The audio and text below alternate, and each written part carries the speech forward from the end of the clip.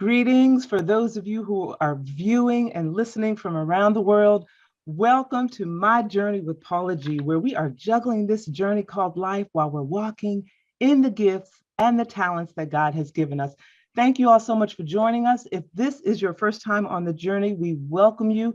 We appreciate you viewing or listening. If you're returning, welcome back. It is so good to have each and every one of you back. You know, I always tell you all when I open this show that time is precious. It is the one thing that we cannot get back. So for you all to think it not robbery to spend just a little bit of time with us is truly, truly appreciated as we prepare these shows each and every week. We'd also like to take a moment to thank our underwriters, because without our underwriters, we would not have the opportunity to bring you so many testimonies and so many stories of those who are indeed juggling this journey called life while walking in the gifts and the talents that God has given each and every one of them. And you know, underwriting is a great way to gain exposure for your business, your product or service, as well as embracing the journey. So if you're interested in being an underwriter for My Journey with Paula G, you can email jerryvoicelive@gmail.com or paula@paulagvoice.com. Please place in the subject line underwriting opportunities, and we can have a conversation as to what would work for you and your audience as well. So we thank you all so very much. Before we introduce our guest, I want to share a bit of Paula's perspective. And this comes from my book, which is entitled My Journey to Lady Wisdom After Midnight, which is available on my website. And I just want to read to you a short excerpt and some reflections. The journey to finding the authenticity of who we were created to be as individuals begins at different points for all of us. You must determine where your journey begins. You must stay encouraged and stay focused on your journey. And as with all journeys, there will be obstacles, there will be setbacks, trials, tribulations, triumphs, sorrow, pain, joy, and losses. There will be detours, and some may be in the wrong direction. And you may travel in the wrong direction for a minute, and it may take you a while to realize that you're not going in the right direction. But once you realize you're traveling in the wrong direction, you may have to start over. But don't fret, don't get discouraged. It is all part of the journey. And I'm telling you, I'm a witness to that.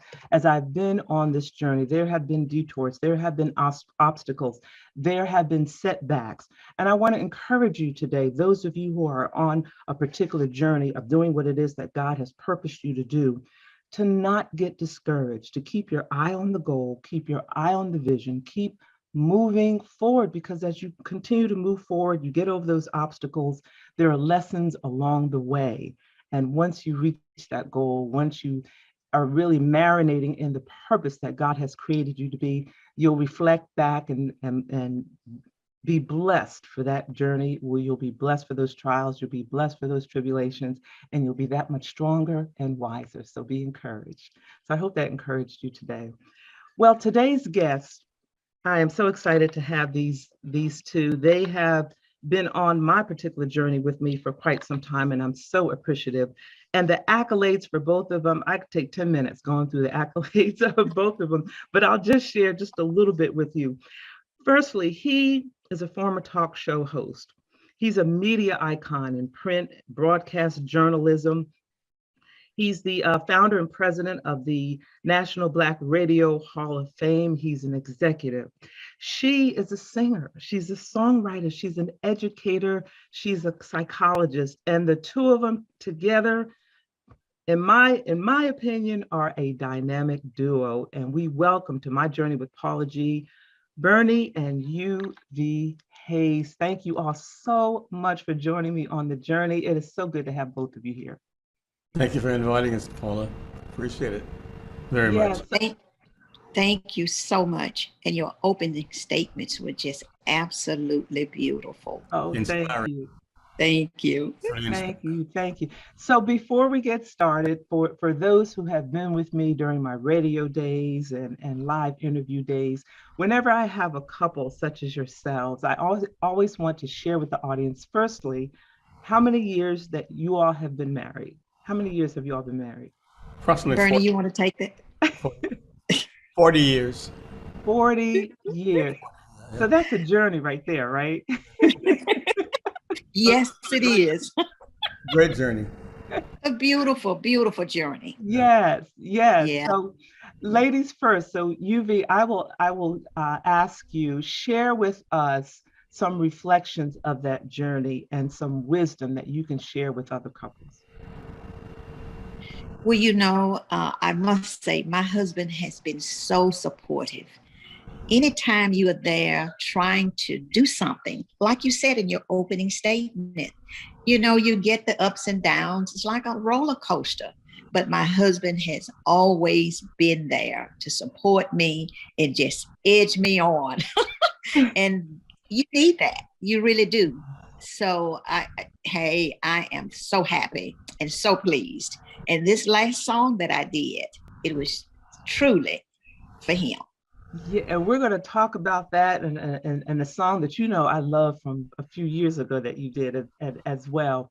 So we're going to talk about that. So Bernie, share with us reflections of the 40 years of marriage and any advice or nuggets that you have for married couples. Well, it's just that she continually amazes me.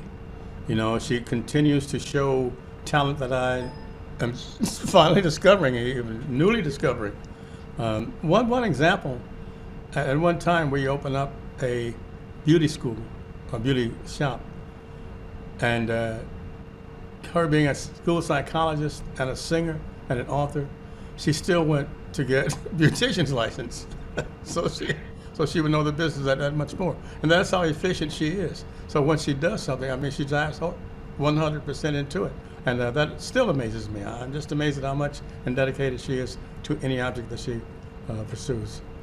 That is so beautiful that both of you, even after 40 years, are still discovering things and still appreciate the support that you lend to each other. That is Yeah. so beautiful. That is so beautiful. So Uvee, you were talking a moment ago about your latest song. So tell us the inspiration behind your latest song and tell us a bit about your latest song. My husband was my inspiration. Share my world. I started to think about this song when my husband got sick. And just that little bit of time and that little bit of scare made me feel so like, gee, I need this. Share my world with me. And it just kind of went from there. I don't know if I'll ever really truly do a song like this again. It really came truly from the heart. And I really, really, I just, that's all I can say. Yeah, it's such a just love it. Such a beautiful, beautiful song. I was listening to it and it's just a beautiful, and the lyrics, I'm one, and this is what I love about the music of days gone by, are the lyrics. There's so much meaning, behind the lyrics, because you had another song a few years ago that was inspired by Mr. Hayes. Can you share a little bit about that one as well? Bernie, I think that was the one. Was that the one that was featured in Atlanta? I'm trying to remember. I've done so many. I know you had a couple of them. It was yes, it was a couple of them. It was In My Eyes. I remember that one very well. Yes, yeah. Yeah, that was a great song. Nobody But You, I think the one you're referring to. I'm sorry. Nobody But You. Yes. Yeah. That song went all over the country, all overseas. Just a beautiful song, and is still loved today. Yes. We're still getting requests for it. It's just a beautiful song. Yeah. And when he did the video in Atlanta, the stepping, oh, that was just absolutely beautiful. The stepper community just embraced. I can't recall a stepper set that I went to that it wasn't played. And if the DJ forgot to play it, trust and believe he was reminded. Oh my goodness. I was so proud to see you guys stepping on that song. that just really touched my heart, and I really appreciate Atlanta for that. Thank you so much. And I remember you sharing about, when the inspiration, again, your husband saying, nobody but you. Oh, don't get me started. Thank you, Paula. Don't get me started.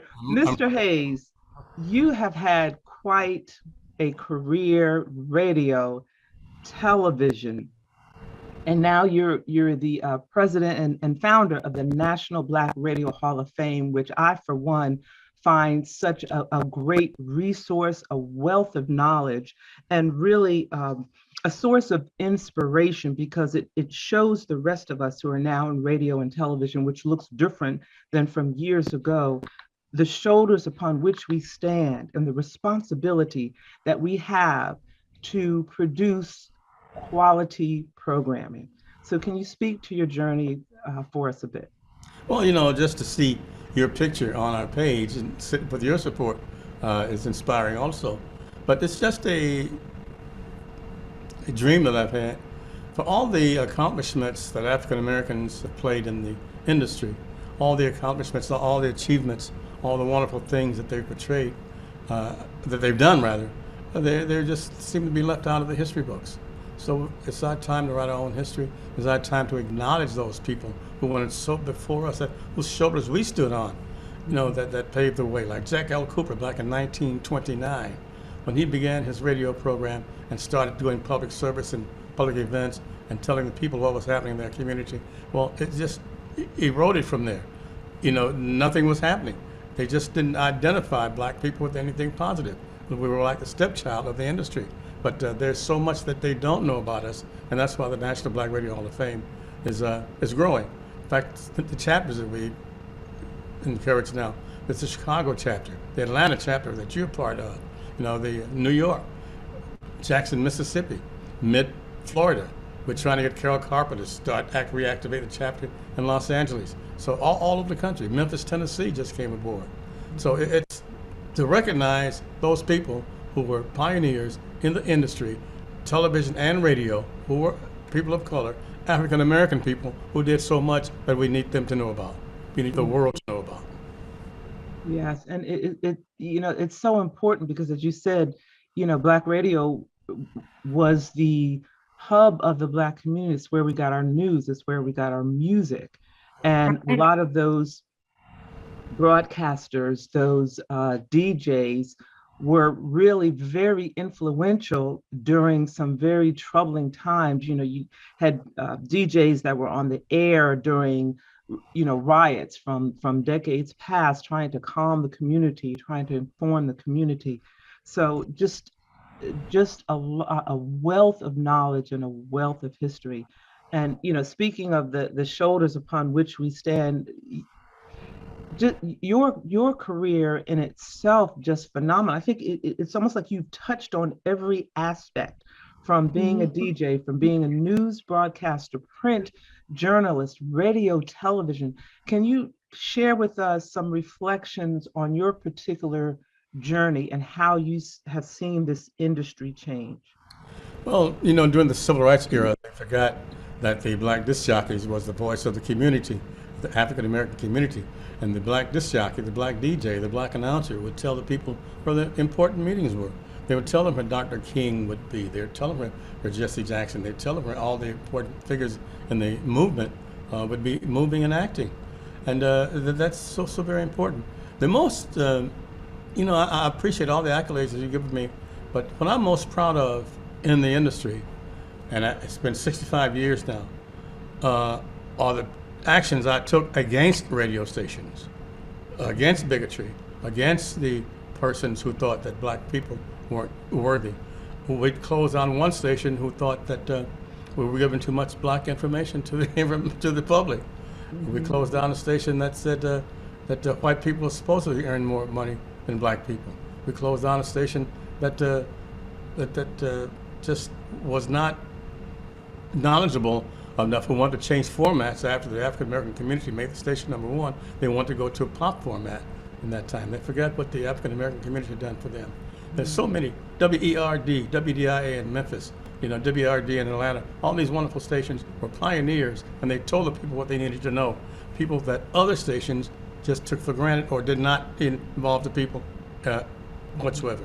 And the black disc jockey, the black announcer, the black TV and radio person was the one who was the conduit for all that. Just listening to you, just what you shared with us in this small amount of time, it's just powerful. It's just so powerful.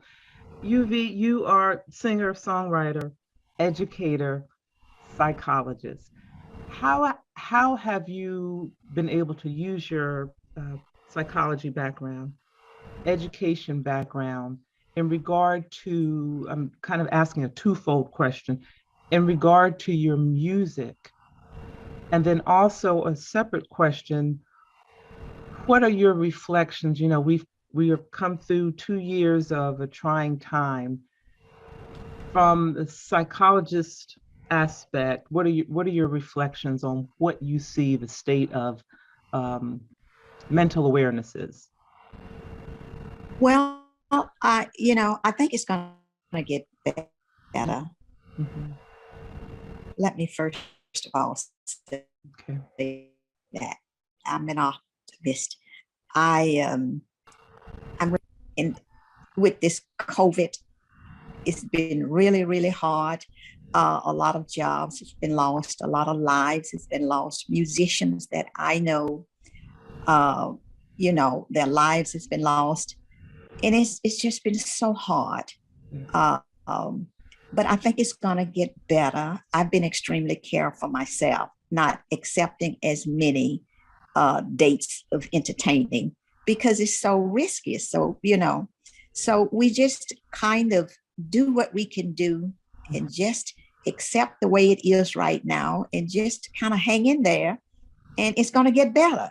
It's one of those roller coaster rides like all the others, up and down, and I think it's going to get better. We just have to be patient, be careful, and do what we need to do to be safe. Yes. And what prompted you to pursue psychology? I love children. And in the field of education, we have so many in the urban areas, children who have problems in school. And I just wanted to try to see a little bit more about what I could do to help the children. And that's how I really kind of got into this. Wow. Yeah, and our children are so, as an educator myself, our children really are, as they say, our future. And they're so, what's the word, pliable, they're so moldable, and what is planted into them at such a young age manifests however it manifests, depending on what it is. It depends on they need so much help. Yes. Yeah. So what are you looking at moving forward? What are some projects that you're looking at? Yeah, continuing to do music. That's one thing I would never really truly give up. Mm-hmm. I'm at the retirement age for the education field, but as always, once a teacher, always a teacher. So, I'll always be there to tell the next person if they need help, just call on me and I'll do what I can. But music going forward, up and on, I won't give it up. So I'm looking forward to my next CD that's coming out, hopefully in the next maybe month or so. Oh, I can't wait. I'm working. Yeah. Thank you so much. What would we do without our music? Yes, it is such it's therapy, I think. I think our music is such therapy. And to your point, as educators, even though we, retire, we never really retire. Right. It's just, you see a child and you find yourself ministering to that child. Exactly. Some form or fashion. So true. Yes. Yeah. So, in line with the theme of your program, my television show is aired on an inspirational and gospel station. So that's in line with what you're doing. and your audience. And so each week when I have a guest on, it's from a person who owns a station who's been helping the poor and homeless for exactly 50 years now. And so that's the facility I'm airing on. Yes. So, and what are you, in addition to your show, what are you looking at moving forward this year? What projects do you have on the table? Well, we have the National Black Radio Hall of Fame and the Wolf Jazz Institute, of which I'm over at Harris State University. We're moving into a new facility, a brand new facility, a $3 million facility, hopefully in mid-August, around that time. And looking for that.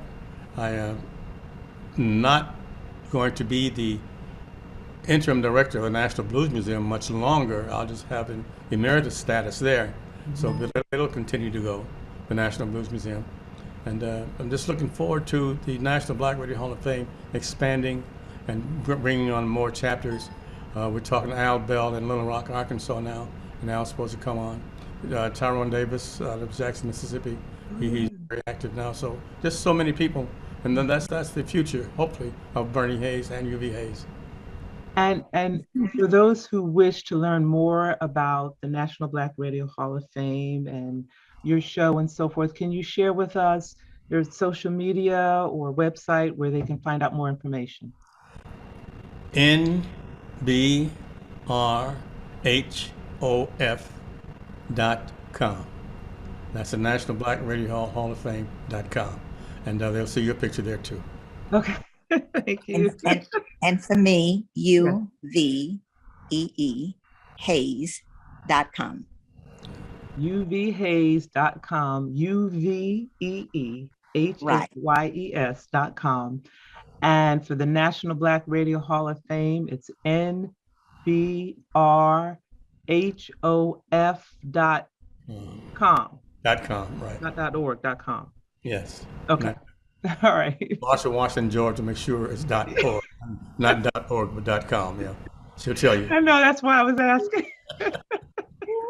We love Marshall Washington, George, who is the president of the Atlanta chapter of the National Black Radio Hall of Fame, where you can find so much history and so much information about the history of Black radio. And some may ask, why Black radio? Because unfortunately, at a time in this country, as Mr. Hayes shared, Black voices had to fight to be heard. And we had to have a platform upon which to have our voices be heard. So, that's just kind of in a nutshell, but National Black Radio Hall of Fame, I hope you all will go out and support and learn a bit, as we are taping this particular show during Black History Month. So I hope you will go out and learn. Thank you so much, Mr. Bernie Hayes. Thank you. Thank you so much, Mrs. Uvee Hayes. Ladies and gentlemen, these two, I want you to support these two. I want you to follow these two. They are such an inspiration when it comes to marriage and what it takes for a successful marriage, what it takes for longevity in a relationship.